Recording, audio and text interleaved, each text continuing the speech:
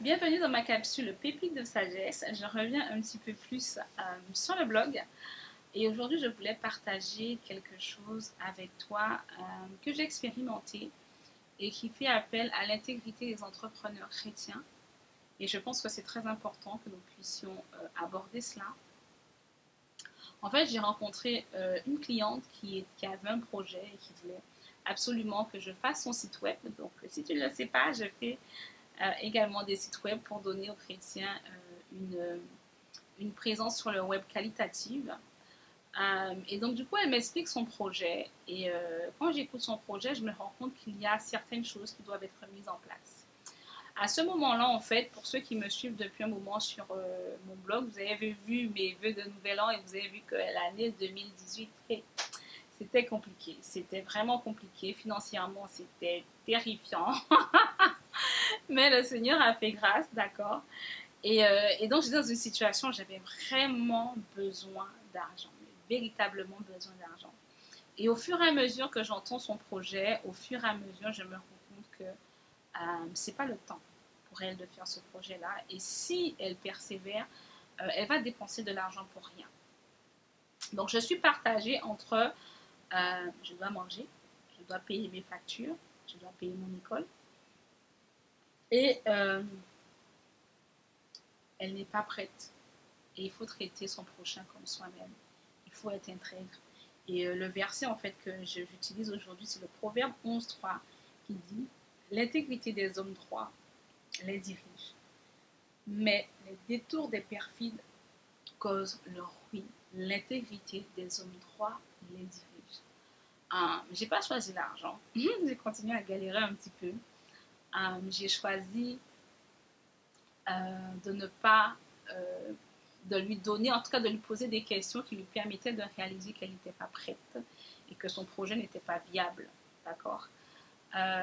Et quand je lui ai posé ces questions, je suis revenue vers elle un petit peu après, peut-être 2 semaines, 1 mois après, et elle m'a dit je veux toujours le faire, mais je dois travailler certaines choses. Et elle avait raison.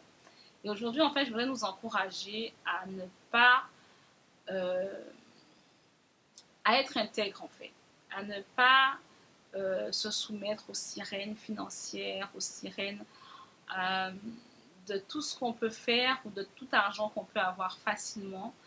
Et ce faisant, en fait, oublions nos valeurs chrétiennes, oublions notre intégrité, oublions en fait le fait qu'on est des ambassadeurs de Christ et qu'on n'a pas le droit de faire ce qu'on veut et qu'on n'a pas le droit de traiter les gens comme on veut et qu'on n'a pas le droit en fait de prendre un argent dont on sait que c'est une arnaque en fait pour la personne. Si tu sais que ce que tu vas proposer à la personne, elle n'en a pas besoin. Il faut le dire à la personne et l'envoyer ou la conseiller de façon à ce qu'elle attende ou qu'elle se prépare différemment. Un autre exemple que j'ai lu dernièrement au niveau d'un entrepreneur chrétien aux États-Unis, son entreprise avait vraiment besoin d'un nouveau contrat et en fait ils avaient une nouvelle machine qui coûtait plusieurs dizaines de milliers de dollars et il y avait un client qui était intéressé.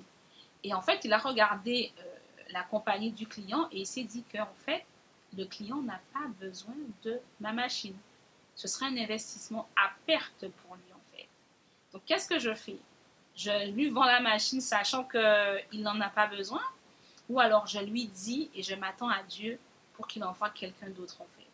Et donc du coup il a parlé à son client en disant que voilà, j'ai vu que effectivement vous avez demandé à acheter telle et telle machine, mais au vu de votre entreprise, je pense que ce serait un mauvais achat. Et le client qui n'était pas chrétien a vraiment été surpris et il lui a dit en fait que non, en fait j'ai prévu de faire un partenariat qui me permettrait de rentabiliser la machine. Et son intégrité, sa franchise et sa bienveillance envers son client en fait a fait de ce client-là un client sur le long terme qui a acheté pour des dizaines, des centaines de milliers après dans son entreprise.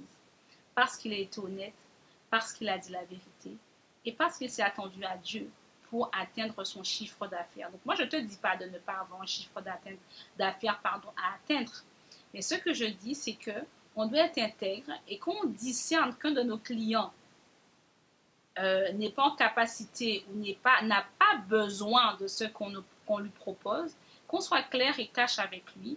Et après, s'il persévère, bon, c'est sa décision. Mais au moins, nous, on a fait ce qu'il fallait en tant qu'entrepreneur chrétien. On a été honnête, on a été intègre, on a été bienveillant vis-à-vis de notre client. Et je pense que ça, c'est ce qui fait demain qu'il va te recommander et que tu auras une réputation qui te dépasse toi-même.